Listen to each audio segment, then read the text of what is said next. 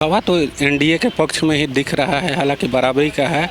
महंगाई जरूर एक मुद्दा है जिस पे कि पब्लिक बेरोजगारी हमेशा शुरू से रहा है और बेरोजगारी 100% कभी ख़त्म नहीं हो सकता है। लोकतंत्र में विपक्ष को भी स्ट्रांग होना जरूरी है। राहुल गांधी जैसे कुछ वर्ग को गिना जाए तो अभी तो उस तरह का कुछ वर्ग दिखा नहीं है जिससे कि राहुल गांधी सबके दिलों पे छाया जाए। हो सकता है 400 के पार नहीं जाए, लेकिन फुल मेजोरिटी में फिर बीजेपी आएगी। तेजस्वी जी का जैसे जातीय जो समीकरण है वो जरूर उनको डिस्टर्ब कर रहा है, क्योंकि वो सब जाति को लेके चलना जरूरी है। बेरोजगारी की बात ले ले, महंगाई की बात ले ले, तो इन मुद्दों को बहुत ज़्यादा हाईलाइट नहीं किया गया। तो विपक्ष ने उस मुद्दों को पब्लिक में बहुत अच्छा से हाईलाइट नहीं किया है, जिसका बेनिफिट उनको मिलता हुआ नहीं दिख रहा है। देश का मूड है इस बार फिर से मोदी सरकार को लाने का। दल कैसे हैं ये लोग समझ रहे हैं, किस टाइप के लोग हैं ये भी तो समझ रहे हैं। नमस्कार, आप देख रहे हैं NBC 24 और मैं हूं आप सभी के साथ ब्रह्मचारी आशीष। और दूसरे चरण का चुनाव आज संपन्न हो रहा है। ऐसे में लहर क्या है, लोग क्या कुछ सोच रहे हैं। एक तरफ बिहार में जहां 40 सीट है वहां पर दोनों ही दल जो हैं, साफ कहें तो इंडिया गठबंधन या फिर एनडीए, दोनों ही 40 से 40 जीतने का दावा कर रहे हैं। क्या कुछ होगा, क्या नाम है भैया आपका? गणेश कुमार सिंह। तो गणेश जी, दूसरे चरण का चुनाव ख़त्म हो रहा है, क्या लगता है, क्या हवा चल रही है? हवा तो एनडीए के पक्ष में ही दिख रहा है, हालांकि बराबरी का है।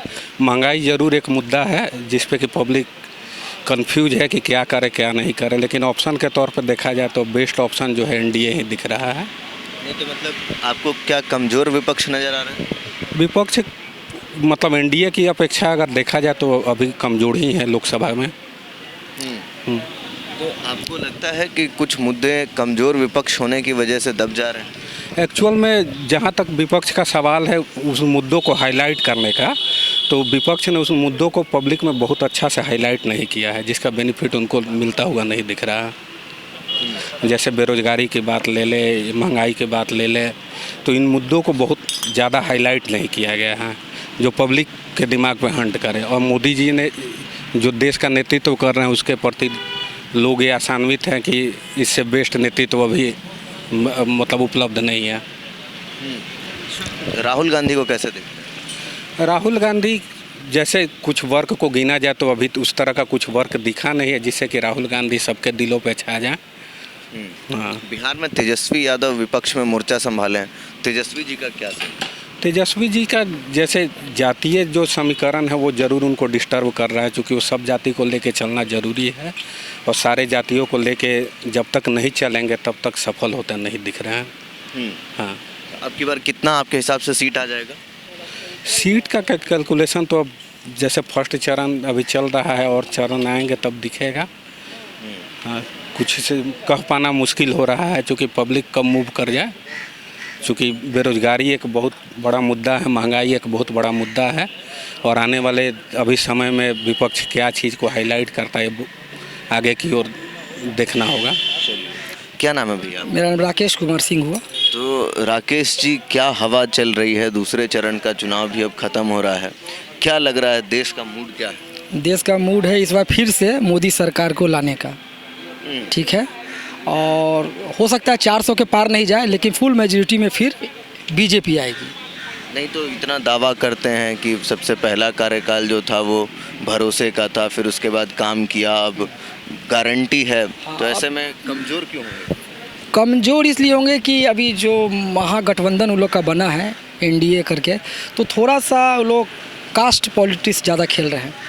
ठीक है ना, और कास्ट के कारण हो सकता है कि कुछ वोट डाइवर्ट हो और कुछ लोग चाहते हैं कि कुछ सत्ता परिवर्तन हो, कुछ दिमाग में ये भी चलता है, इसके कारण थोड़ा वोट कम होगा। मुद्दों की बात करेंगे, मुद्दों के ऊपर कौन बात कर रहा है फिलहाल? मुद्दों पे बात हो रहा है हमेशा बीजेपी की तरफ से, और उनका जो एजेंडा है वो लॉन्ग टर्म के लिए भारत को आज से 10 साल 15 साल 20 साल बाद एक डेवलप कंट्री बनाना। हाँ, बेरोजगारी, महंगाई इस चुनाव में कितना बड़ा मुद्दा है आपके हिसाब से? बेरोजगारी हमेशा शुरू से रहा है और बेरोजगारी 100% कभी ख़त्म नहीं हो सकता है, और आप बेरोजगारी धीरे धीरे ख़त्म होता है। और मोदी सरकार में अपने रोज़गार पर ज़्यादा जोर दिया गया। और बेरोजगार लोग किसको कहते हैं? जो नौकरी में नहीं है उसको लोग बेरोजगार कह रहे हैं। अपना धंधा करने के लिए मोदी सरकार का ज़्यादा जोर है। आप बिजनेस कीजिए और बेरोजगारी से हट जाइएगा। हाँ, ये विपक्ष अब की बार 40 लोकसभा की सीटें हैं बिहार में, कितनी आएंगी अब की बार विपक्ष के कोटे में? अंदाजा? विपक्ष के कोटे में मैक्सिमम 5 तक आ सकती है, 35। हाँ लेकिन विकेट गिरेगा पिछले बार से। हाँ, लगता है कुछ गिरेगा। वोट परसेंटेज भी कुछ कम है, तो इसलिए लगता है थोड़ा बहुत गिर सकता है। वोटर बहुत कम जा रहे हैं वोट देने, पहले चरण में देखने को मिला। क्या वजह? इसका 2-3 कारण है। पहला कारण तो बहुत ज़्यादा गर्मी पड़ रहा है, ये भी हो सकता है। और दूसरा कारण कि जो कैंडिडेट खड़ा किया गया है हर पार्टी की तरफ से, वो लोगों को लगता है कि रिपीटेड हो रहा है। मतलब पटना में कोई पुराना चेहरा, इसके कारण भी थोड़ा सा वोटर कम है। नया चेहरा चाहिए। नया चेहरा चाहिए था बिहार के लिए। चलिए, क्या नाम है भैया? कौशल कुमार। तो कौशल जी, अब की बार मूड क्या दिख रहा है जनता का? बेरोजगारी, महंगाई कितना हावी है और क्या मुद्दे अब की बार लोग जिस पर वोट डाल रहे हैं? देखिए, मुद्दा तो बेरोजगारी रहेगा ही रहेगा, है ना। और थोड़ा सा कंट्री का भी डेवलपमेंट होगा, है ना। तो उस पॉइंट ऑफ व्यू से अगर देखिए तो एनडीए के ही पक्ष में माहौल बन रहा है। लेकिन बहुत सारे अभी ऐसा मुद्दा है कि एनडीए को अभी करना बाकी है। विपक्ष कह रहा है कि अब की बार तो हम लोग जोरदार तरीके से वोट करेंगे। देखिए, लोकतंत्र में विपक्ष को भी स्ट्रांग होना ज़रूरी है, लेकिन अभी अपना कंट्री के पास विपक्ष जो है ना उतना स्ट्रांग नहीं है। तो मिला जुला कर करके आप ये मानिए कि कंट्री को हित में रखते हुए भर में एनडीए के ही पक्ष में इस बार। इतने सारे दल एक साथ आ गए हैं तो भी आपको लगता है कि विपक्ष कमज़ोर है? देखिए, दल के साथ आने से मतलब नहीं ना है। दल कैसे हैं ये लोग समझ रहे हैं, किस टाइप के लोग हैं ये भी तो समझ रहे हैं, है ना। अगर यही दल में अगर अच्छे लोग रहेंगे तो ज़रूर जो है सो कि विपक्ष स्ट्रॉन्ग रहता जो है सो कि। लेकिन हमारे आपके पास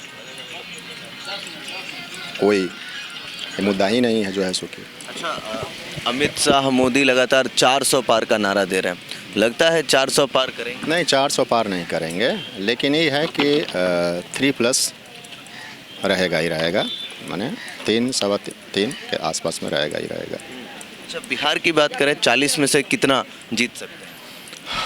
अब देखिए, बिहार का तो कहना बहुत मुश्किल है, लेकिन 50-50 रहेगा ये। बिहार में तेजस्वी यादव टक्कर दे रहे हैं। हाँ, वो दे रहे हैं, टक्कर देंगे, अच्छा टक्कर देंगे। राहुल जी तो बहुत कम आए हैं, तेजस्वी अकेले मोर्चा संभाल रहे हैं, लगता है कि तेजस्वी जी जो है सो कि टक्कर देंगे बिहार में। और देखिए, मेन है कि बिहार और यूपी का चुनाव थोड़ा सा कास्टम पर भी होता है, तो उस मुद्दे से नए यंग व्यक्ति हैं तेजस्वी जी, तो काम अगर उनका भी अगर आता है विधानसभा में तो वो भी काम करेंगे, पहले वाला बात रहेगा नहीं जो है सो कि, लेकिन टक्कर देंगे वो। तो लोगों से बातचीत की हमने और साफ कहना है लोगों का कि बिहार में अब की बार कांटे की टक्कर है 40 के 40 लोकसभा सीटों पर। पिछले बार बीजेपी 40 में से 39 सीटें जीती थी, अब की बार संभावनाएं हैं कि कुछ विकेट गिरें। और इसी के साथ साथ देश की बात करें तो 400 पार जो लगातार प्रधानमंत्री मोदी और अमित शाह कहते हैं, तो लोगों का मानना है कि ये 400 पार अब की बार नहीं होने जा रहा है, वोट परसेंटेज में भी कुछ कमी आ सकती है। ऐसे में क्या कुछ होगा ये देखने वाली बात होगी। बाकी के अपडेट्स के लिए बने रहे NBC 24 पर। कैमरा पर्सन गोलू के साथ ब्रह्मचारी आशीष, NBC 24 पटना।